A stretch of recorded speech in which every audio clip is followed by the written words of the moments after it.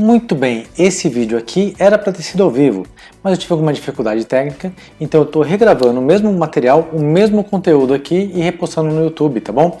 Então esse vídeo aqui, quem assistiu a live de terça-feira, 14h29, né, dessa terça-feira, dia 4, é o mesmo conteúdo, tá? Quem não assistiu, então assiste agora que você vai aproveitar bastante. Hoje eu vou falar aqui sobre a forma MMP de falar trigonometria. Como era uma representação de uma live, tá? Então mesmo que eu errar, eu vou continuar aqui, porque é como se fosse nosso vídeo ao vivo. Bom, se você quiser ver esse vídeo, você pode, mas você sabe que o caminho é sem volta, né? Então você não vai querer ver de um jeito diferente. O que é trigonometria, tá? Como é que eu vou falar sobre trigonometria e a forma importante de eu trabalhar com o triângulo, né? E uma forma bem prática, colocando isso no nosso dia a dia, né? Quando eu falo em trigonometria, normalmente as pessoas já começam a ficar com medo, né? Se eu falar seno, cosseno e tangente, quando eu falo seno, cosseno, a pessoa já está na porta, a tangente já está na outra esquina, porque ela fica com muito medo aqui é um assunto muito complicado. E vamos evitar isso, tá bom? Vamos fazer isso aqui virar super simples, colocando para a realidade. Uma coisa muito importante a gente ter em mente é que o aluno só vai conseguir aprender se ele gostar tanto da matéria quanto do professor. Então eu vou querer aqui tentar ser simpático com vocês, para vocês gostarem de mim. Inclusive um joinha vai bem a hora que vocês quiserem, sem pressão, tá? Coloca um joinha aqui pra gente. Mas é interessante que você entenda que tem uma prática e tem uma necessidade e tem uma vantagem de você estudar isso. Eu vou falar para vocês e vou colocar uma pequena aplicação também no final do vídeo exatamente sobre isso. O material que eu vou usar aqui de apoio, tá? Eu vou começar com como é que chama? Relações métricas no triângulo retângulo, que é esse material aqui, ó. Dá uma olhada. Tá aqui, opa, o mouse não precisa de aparecer. Como eu falei, me comprometi que eu não vou cancelar o vídeo, segue do jeito que tá. O triângulo retângulo, né? Eu peguei um triângulo retângulo, né? Que esse ângulo aqui é 90 graus e aqui vale A, B e C, tá? E eu vou dar nome aqui para esses lados do meu triângulo. Esse lado maior aqui, eu vou chamar ele de hipotenusa e esses daqui são os catetos. Esse triângulo, eu vou cortar ele aqui, ó, na altura. Então eu vou separar ele dessa forma aqui. Né? O B continua sendo B, o C continua sendo C, mas o A, eu dividi ele aqui na parte N e na parte M, tá certo? Tá vendo aqui? A, B e C. Agora, esses três triângulos que formaram aqui, né? O rosa, o verde e o cinza, eles têm uma proporção bem interessante, né? Eles mostram aqui que eles são semelhantes entre si. O que quer dizer isso? Olha só, eu vou só poder reposicionar, você vê, nada nessa manga, nada nessa outra, como você pode ver, e eu só vou reposicionar eles aqui todos do mesmo jeito. 90 graus é um lado, tá? Um dos ângulos repete, como eles somam sempre 180 graus no triângulo, né? E o outro ângulo aqui também se repete, tá certo? Então, o que eu vou falar isso aqui? Que esses três triângulos aqui, né? Eles são proporcionais entre si. O que quer dizer isso? Que eu peguei esse triângulo cinza aqui, dei um pouquinho de fermento para ele poder crescer, ele ficou esse triângulo verde. Esse triângulo verde comeu um pouquinho mais de fermento e virou esse triângulo aqui rosa. E assim, todos eles são proporcionais. Quando eu dividir um lado do triângulo pelo mesmo lado do triângulo, né, quer dizer, por exemplo aqui, ó, esse lado maior dividido por A, o C dividido por A, por exemplo, né, esse lado... Nossa, falei lado maior, na verdade não é não, né? Esse aqui é o lado menor, dividido pelo maior, né? O cateto menor aqui dividido pela hipotenusa, ele vai ser o mesmo que esse aqui dividido por esse, tá bom? Vamos anotar isso? Vou colocar os três triângulos aqui para a gente poder ver todos ao mesmo tempo, ok? Tá? E eu vou anotar aqui esses meus lados aqui. Vou pegar de uma forma bem prática aqui, ó, já vou preparar aqui também uma coisa que eu acho bem interessante. Tá? Os catetos, você percebe que você tem dois catetos. Eu posso chamar eles, né? É legal a gente dar um nome para eles para poder ajudar na hora que eu for falar. E como é que eu vou dar esse nome para o meu cateto? Eu vou olhar a partir de um certo ângulo, tá? Eu tenho dois ângulos aqui no meu, na verdade, triângulo, né? Ele sugere que são três ângulos, né? Este, esse e esse. Esse aqui é 90 graus. Então não tem graça, né? Porque aqui o oposto aqui é hipotenusa, 90 graus. Não adianta usar este aqui como referência, porque esse é o triângulo retângulo, sempre vou ter um ângulo de 90 graus. Então entre esses dois eu vou escolher um deles, tudo bem? Qualquer um, pela posição que está, eu vou marcar aqui o meu dedão, tá? Nesse aqui. Então, o meu cateto, eu vou falar aqui um cateto que está encostando nesse ângulo e um cateto que está longe do ângulo, tá certo? Tem um nome mais bonito do que encostando e longe, que é aquele que está encostando, eu chamo ele de cateto adjacente, certo? E aquele que está longe do ângulo, eu chamo ele de cateto oposto, ok? Então tá bom. Se eu pegar a relação entre esses ângulos, né, quer dizer, olha só, o cateto adjacente é B, para esse caso aqui é B. O cateto adjacente, porque estão todos aqui na mesma posição, tá vendo? Nesse caso aqui vale M, e o cateto adjacente, nesse caso aqui, vale A. Tá bom? Vamos lá. Cateto adjacente. Então eu vou pegar esses catetos adjacentes aqui, né? E vou fazer alguma relação entre eles. Olha só. Cateto adjacente dividido pela hipotenusa, né? E cateto oposto dividido pela hipotenusa para poder manter essa relação. Tá?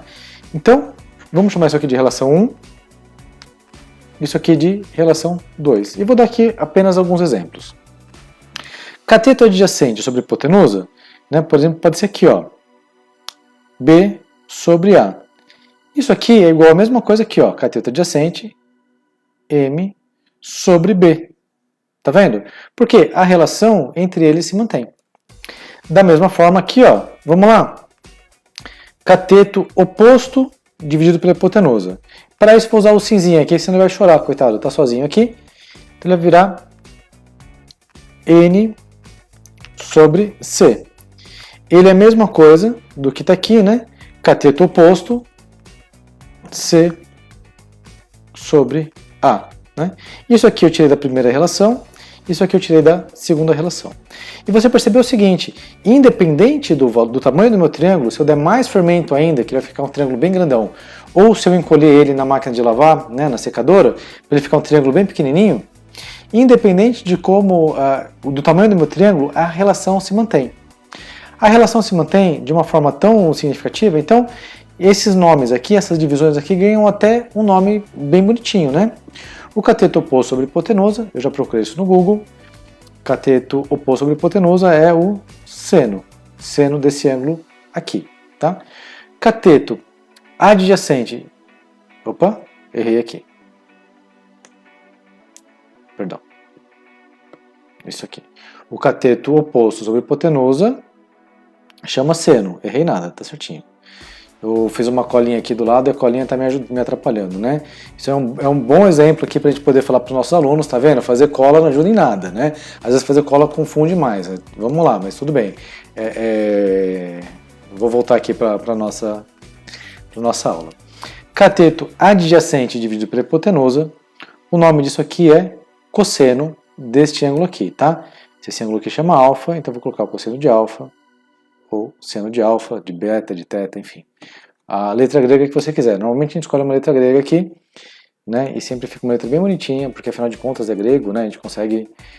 Aí o aluno fala que não consegue entender a matemática porque parece que está falando grego. Não, não é, porque realmente a gente usa umas letras para poder ajudar a gente. Daqui então, isso aqui eu tirei do cosseno, isso aqui eu tirei da relação do seno. Eu gosto de fazer uma conta, tá? Eu vou fazer um paralelo aqui sobre trigonometria. Eu não resisto de fazer essa conta porque eu acho que ela é bem relevante e ajuda a gente numa parte interessante, tá? Que é o seguinte, eu vou multiplicar aqui em cruz, então fica assim, ó. B ao quadrado é igual a AM. E aqui também, multiplicando em cruz, fica assim, ó. C ao quadrado igual a AN. Ok? Deixa eu abrir a minha luzinha aqui. Vou precisar de mais folha. E agora, um paralelo que eu vou fazer sobre isso, tá? Que é o seguinte, vou somar essas duas equações.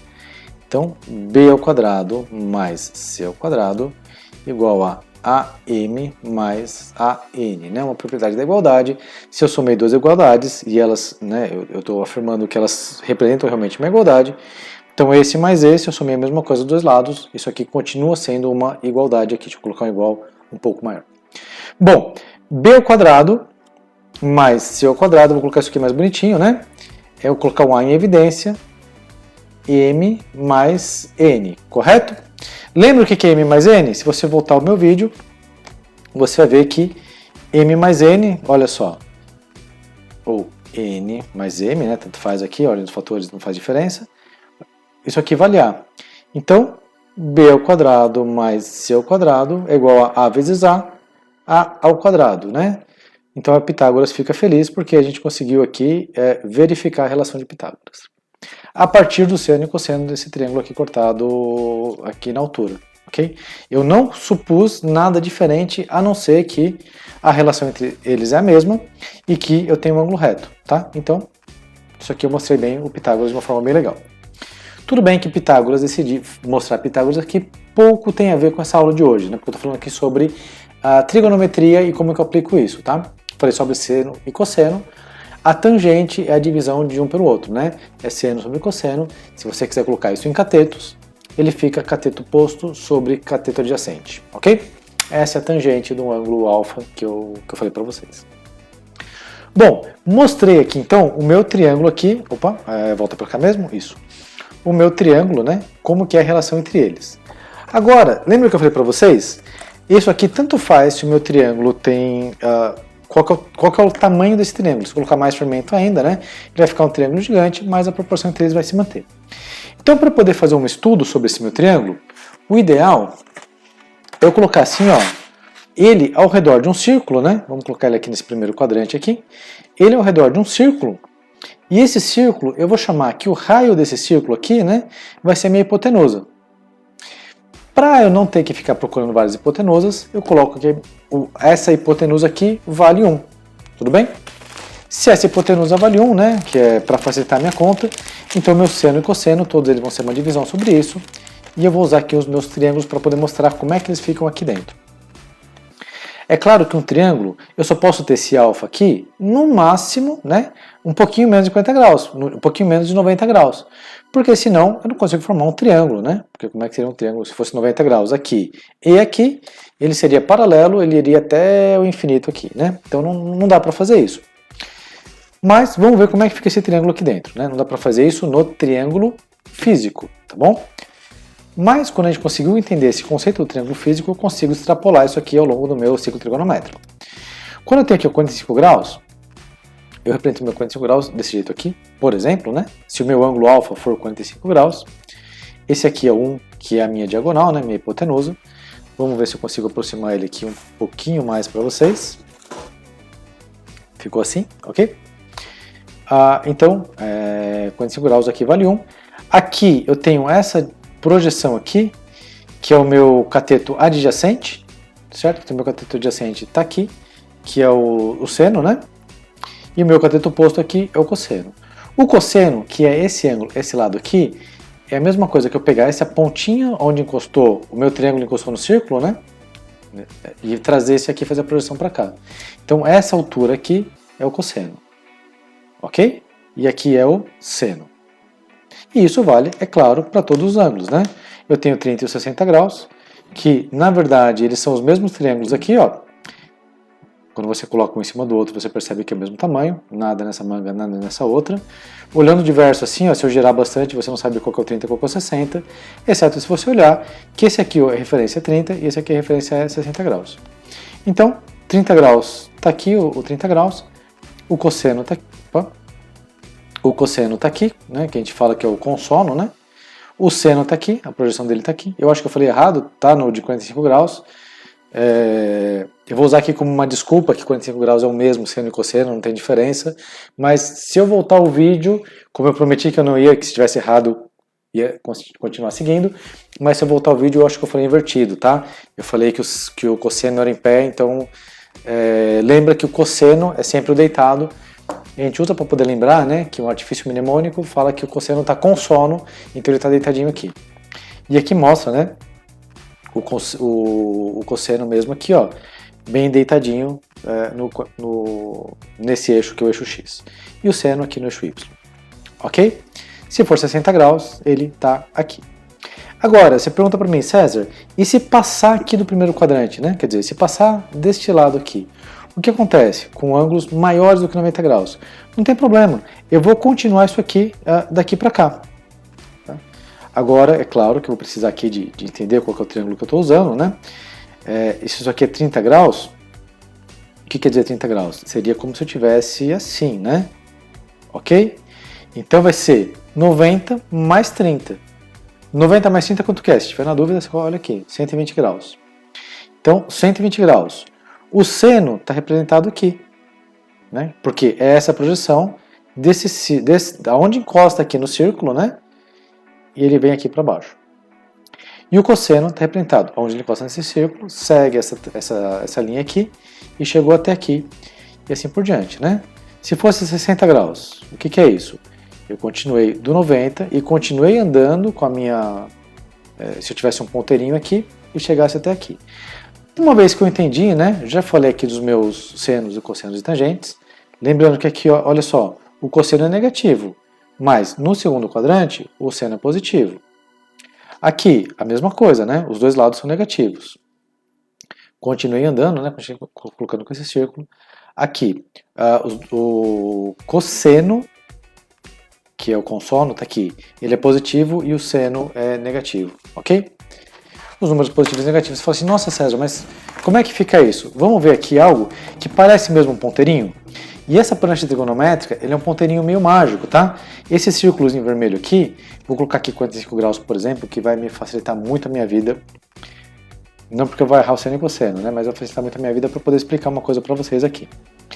Aonde ele cruza aqui, é aonde eu pegar essa projeção, ó, onde ele encostou, e eu estivesse descendo aqui perpendicular.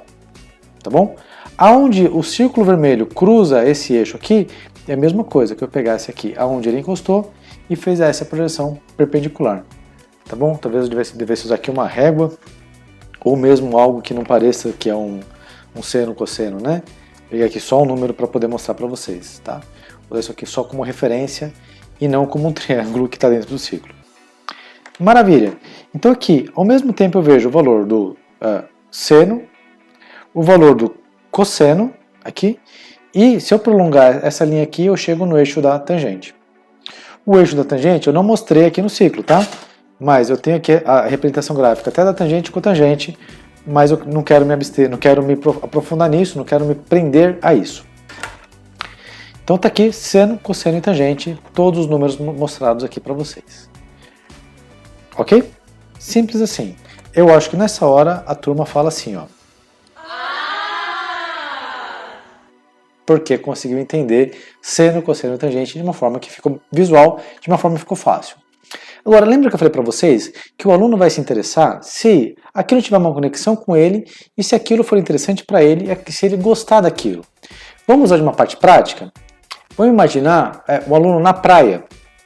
Né? Como é que fica, quanto que protetor solar eu tenho que passar na praia, por exemplo. Né?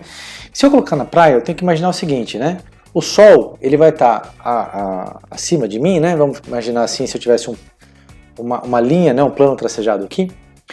E qual que é o ângulo entre 90 graus assim, né? Perpendicular ao chão, né? Imaginando que tivesse um prumo, né? Uma linha daquelas de pêndulo. Eu olhasse qual que é o ângulo entre esse prumo e a luz do sol que ele está vindo. E aí o que acontece? Olha que interessante. Deixa eu pegar aqui vou se aproximar um pouquinho mais. Se ele está exatamente a 90 graus, o valor do seno ele é máximo, né? E a iluminação que ele vai ter, o quanto que ele vai passar aqui de luz para a minha pele, né? Porque eu vou pensar aqui protetor solar, o quanto que ele vai passar de luz é máximo. Então se ele estiver bem ao meio-dia, né? Exatamente aqui marcando bem na minha cabeça, assim, o sol, ele vai ter a maior luz e aqui vai ser o que mais protetor eu tenho que usar e mais cuidado que eu tenho que usar. Por isso que um pouquinho antes do meio-dia, né, normalmente lá pelas 10 que o pessoal fala, 11, normalmente das 10 às 2, você vê que o valor de seno, ó, ele pouco variou. Depois disso ele já começa a variar um pouco mais, tá vendo? Então nessa parte, né, no 45 graus, então vamos lá colocar que esse 45 graus vai ser lá pelo meio da tarde, né?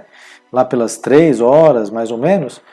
Então, esse valor aqui, ó, já desceu bastante. Então, o sol já não vai mais me queimar tanto quanto ao meio-dia.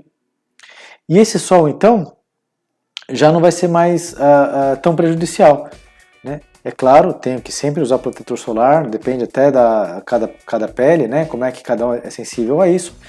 Mas aqui já o quanto que ele vai... A força do sol, digamos assim, né? A preocupação que eu tenho que ter com o sol é um pouco menor. E no inverno? No inverno, a gente tem que lembrar que a Terra inclinada, né, vai estar uns 30 graus mais ou menos. Mesmo ao meio-dia do inverno, ele já vai estar mais fraco do que ao meio-dia no verão, é claro. Ele já vai ter aqui uma relação um pouco menor. Então o Sol no inverno, eu tenho que me preocupar um pouco menos, é claro, com cuidado, sempre tenho que me preocupar, mas menos do que o Sol no verão. E no final da tarde, então, menos ainda. O Sol aqui, quase no pôr do Sol, ele tem uma força muito menor aqui, porque conforme vai passando aqui, conforme vai passando as horas, mais baixo ele está e mais fraco ele fica, ok? Bom, que aluno que não gosta de praia, que aluno que não vai se identificar com isso. Então eu espero ter ajudado. Não deixe de se inscrever no nosso canal. Acompanhe a gente tanto no Facebook quanto no YouTube. Sempre tem um vídeo novo que a gente com certeza quer fazer toda a diferença na educação do Brasil. Eu tenho certeza que você vai aproveitar isso aqui cada vez mais. Se inscreva nas redes sociais. Se você não é inscrito no nosso canal, aqui mais ou menos deve ter o ícone da MM Play. Clica aqui que você vai poder aproveitar de uma forma fantástica toda novidade que nós temos aqui e com certeza juntos vamos fazer toda a diferença na educação do Brasil. Aguardo você no próximo vídeo. Tchau, tchau.